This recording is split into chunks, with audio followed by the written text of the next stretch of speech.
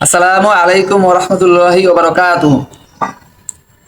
একটু ভাবুন তো, আপনি অনেক দিন ধরে কিছু একটার চেষ্টা করছেন। হয়তো পরীক্ষায় পাশ করতে, হয়তো ব্যবসা দাঁড়া করাতে, হয়তো জীবনে ভালো একটা অবস্থানে যেতে, কিন্তু বারবার ব্যর্থ হচ্ছেন। মনে হচ্ছে এই পথ আপনার জন্য না, হয়তো হাল ছেড়ে দেওয়াই ভালো।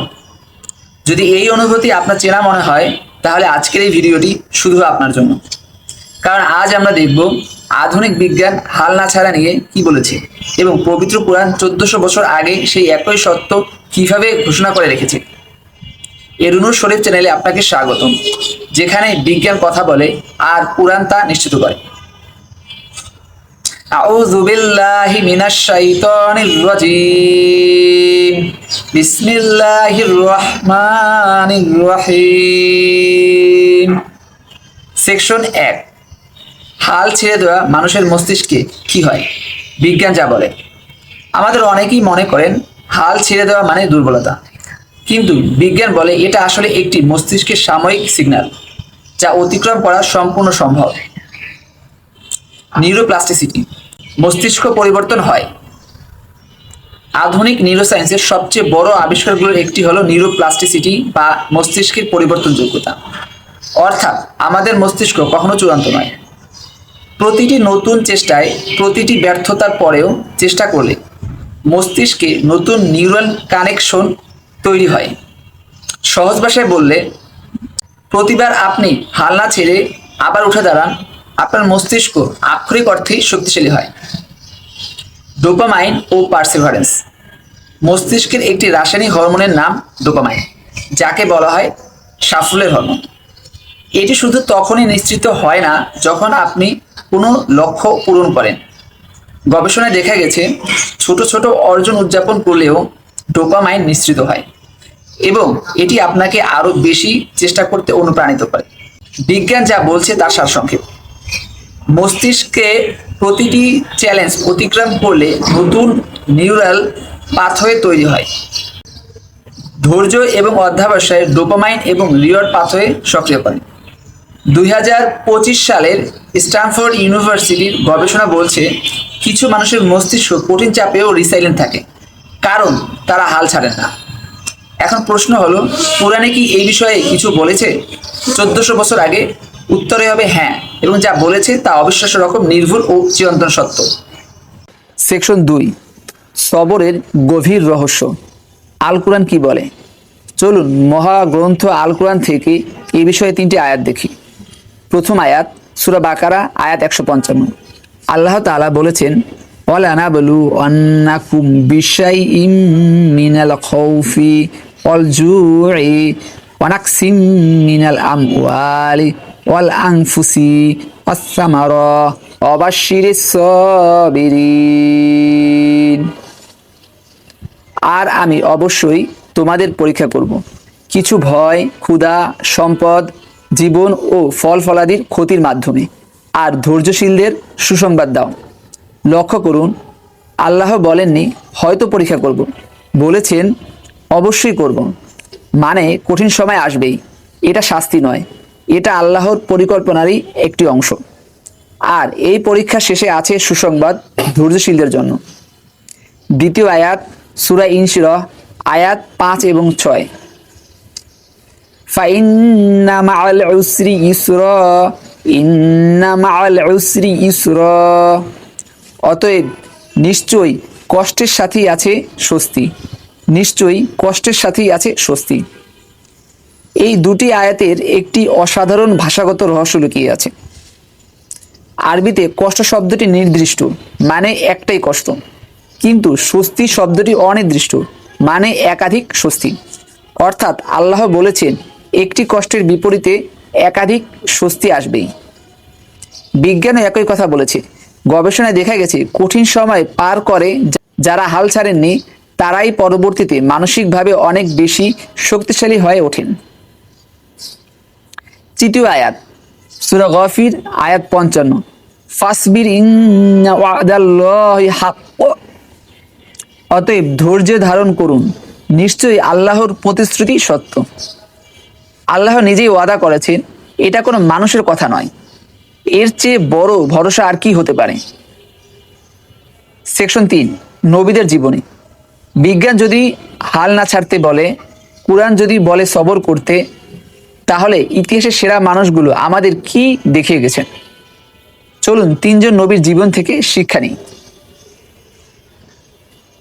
নবী আইয়ুব আলাইহিস সালাম, ধৈর্যের জীবন্ত প্রতীক। নবী আইয়ুব আলাইহিস সালাম ছিলেন অত্যন্ত সম্পদশালী, সম্মানিত এবং সুস্থ একজন মানুষ। আল্লাহর পক্ষ থেকে পরীক্ষা হিসেবে একে একে সব চলে গেল। বিশাল সম্পদ গেল, সন্তানরা মারা গেলেন, শরীর ভয়াবহ রোগে আক্রান্ত হলো। এই কঠিন অবস্থা বহু বছর চলল, কিন্তু তিনি একবারও অভিযোগ করেননি, আল্লাহর উপর বিশ্বাস হারাননি। তার মুখ থেকে শুধু বেরিয়েছিল এই দোয়া, আন্নি মাসানিয়াদ দুররু ওয়া আনতা আরহামুর রাহিমিন। আমাকে কষ্ট স্পর্শ করেছে আর তুমি সর্বশ্রেষ্ঠ দয়ালু। সূরা আম্বিয়া আয়াত 83। একটু লক্ষ্য করুন, তিনি বলেননি আমাকে বাঁচাও, বলেছেন তুমি সবচেয়ে দয়ালু। এটি ছিল পরিপূর্ণ আত্মসমর্পণ ও অটল বিশ্বাস। আল্লাহ তার ডাকে সাড়া দিলেন, সম্পূর্ণ সুস্থ করলেন, পরিবার ফিরিয়ে দিলেন, সম্পদও দ্বিগুণ করে দিলেন। এর থেকে শিক্ষা, পরীক্ষা যতই কঠিন হোক না কেন, আল্লাহর উপর আস্থা রাখলে পরিণতি সুন্দর হবেই। নবী ইউসুফ আলাইহিস সালাম, অন্ধকার থেকে আলোর দীর্ঘযাত্রা। নবী ইউসুফ আলাইহিস সালামের জীবন যেন একটির পর একটি পরীক্ষা সিঁড়ি। শিশু বয়সে সৎ ভাইয়েরা ষড়যন্ত্র করে তাকে মরুভূমির গভীর কূপে ফেলে দিল। একটি কাফেলা তাকে উদ্ধার করে মিশরের দাস হিসেবে বিক্রি করে দিল। সেখানে মিথ্যা অভিযোগে কারাগারে পাঠানো হলো। কারাবন্দী রইলেন বছরের পর বছর। এত কষ্টের মাঝেও তিনি হাল ছাড়েননি। কারাগারে বসেও মানুষকে আল্লাহর পথে রেখেছেন, আল্লাহর উপর ভরসা রেখেছেন। পরিণতি, সেই কারাবন্দী, সেই বিক্রি হওয়া দাস একদিন হলেন মিশরের সর্বোচ্চ রাষ্ট্রীয় কর্তৃপক্ষের একজন প্রধান দায়িত্বশীল ব্যক্তি। আল্লাহ বলেছেন, ওয়ালা তাইয়াসু মির রাহিল্লাহ ইন্নাহু লা ইয়ায়াসু মির রাহিল্লাহি ইল্লাল কওমুল কাফিরুন। আল্লাহর রহমত থেকে কখনো নিরাশ হয় না। নিশ্চয়ই আল্লাহর রহমত থেকে কেবল কাফেরাই নিরাশ হয়। সূরা ইউসুফ আয়াত 87। এখান থেকে শিক্ষা, অন্ধকার যতই গভীর হোক, আল্লাহর রহমতের আলো তার চেয়ে বড়। নবী মুহাম্মদ সাল্লাল্লাহু আলাইহি ওয়াসাল্লাম, সবচেয়ে বড় সবরের আদর্শ।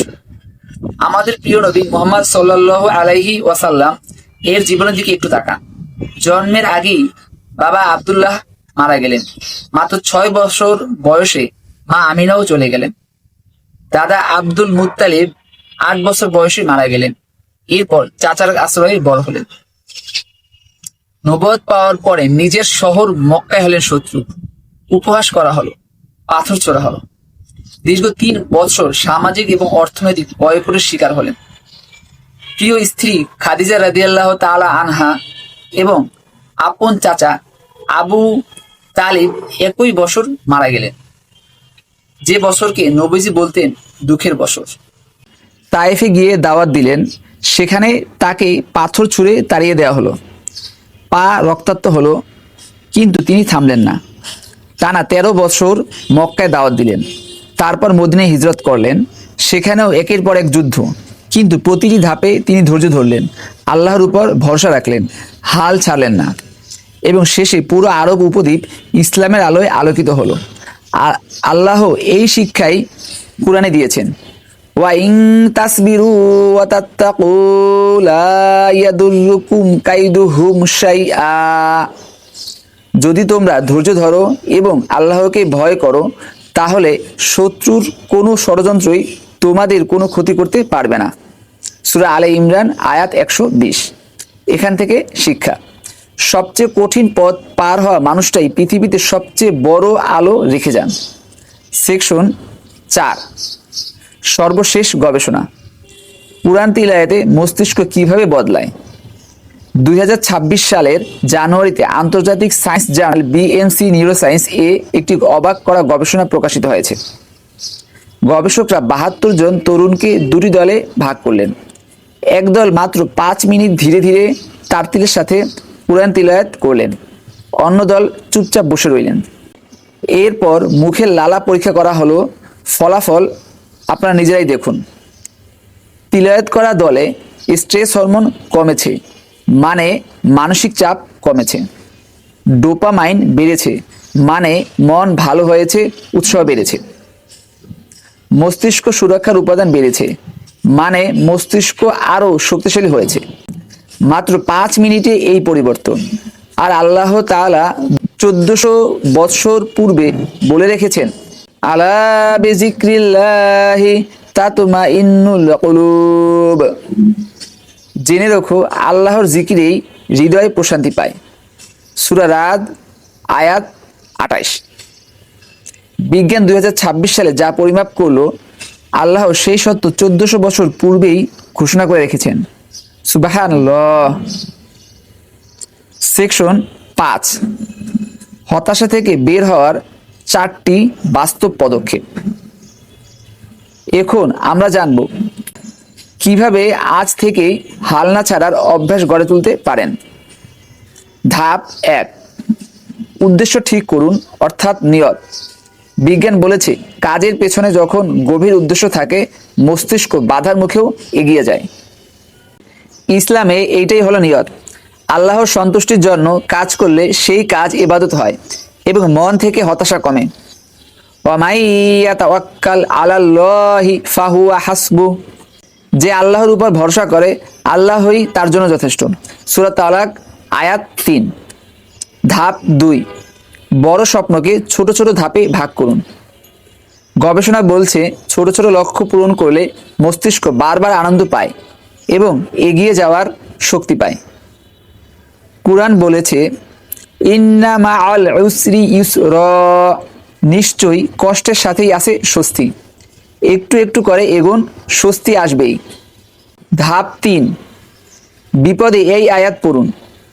যখন মনে হবে আর পারছেন না, পড়ুন, ইন্না লিল্লাহি ওয়া ইন্না ইলাইহি রাজিউন। আমরা আল্লাহর জন্য এবং আমরা তার দিকে ফিরে যাব। সূরা বাকারা আয়াত 156। বিজ্ঞান বলছে, কঠিন মুহূর্তে মুখে কিছু বললে মস্তিষ্কের ভয়ের কেন্দ্র শান্ত হয় এবং একই সাথে বৈজ্ঞানিক এবং আধ্যাত্মিক প্রশান্তি দেয়। ধাপ 4, প্রতিদিন শুকরিয়া আদায় করুন। মনোবিজ্ঞান বলছে, প্রতিদিন কৃতজ্ঞতা প্রকাশ করলে মানসিক স্বাস্থ্য উল্লেখযোগ্যভাবে ভালো হয়। আর আল্লাহ ওয়াদা করেছেন, লাইং শাকারতুম লা আযীদান্নাকুম। যদি তোমরা শুকরিয়া আদায় করো, আমি অবশ্যই আরো বেশি দেব। সূরা ইব্রাহিম আয়াত 7। প্রিয় দর্শক, আজকের এই পর্বে আমরা একসাথে দেখলাম, বিজ্ঞান বলছে আপনার মস্তিষ্ক পরিবর্তন হতে পারে প্রতিটি চেষ্টায় আপনি আরো শক্তিশালী হন।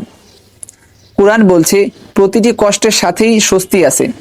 আল্লাহর প্রতিশ্রুতি কখনো মিথ্যা হয় না। নবী আইয়ুব আলাইহিস সালাম হাল ছাড়েননি, আল্লাহ সব ফিরিয়ে দিলেন। নবী ইউসুফ আলাইহিস সালাম হাল ছাড়েননি, কারাগারে থেকে হলেন দেশের সর্বোচ্চ কর্তৃপক্ষের একজন। নবী মুহাম্মদ সাল্লাল্লাহু আলাইহি ওয়াসাল্লাম হাল ছাড়েননি, পুরো পৃথিবীতে ইসলামের আলো ছড়িয়ে পড়ল। তাহলে আপনি কেন হাল ছাড়বেন? মনে রাখুন, আল্লাহর রহমত কখনো শেষ হয় না। আজ এই পর্যন্তই। ভিডিওটিকে ভালো লাগলে অবশ্যই লাইক, কমেন্ট এবং শেয়ার করুন।